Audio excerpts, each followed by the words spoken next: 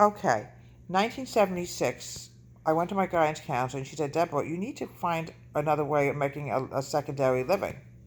And I was thinking and thinking about this. I said, what should I do to make a secondary living? Well, I love cooking and baking.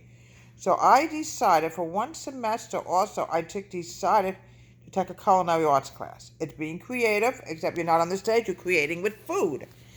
And I love to bake and I love to cook. My grandma actually taught me the art of baking. And, I've been baking ever since, also on top of doing theater. So I decided for one semester I would go to culinary arts.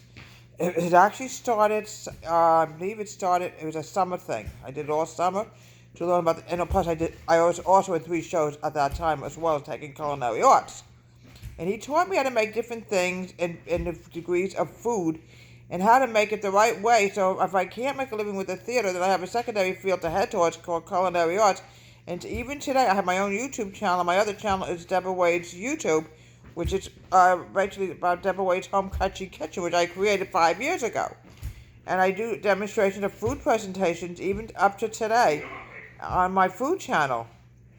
And I learned a lot about food, setting it up, how he wanted us to set tables for important guests. It had to be the knives and forks, all had to go in spoons, had to go in one position, and then napkin, and how the napkin had to be folded. I mean, this is the whole idea of learning culinary arts, and how to use different cooking machinery, how to learn to make different kinds of food.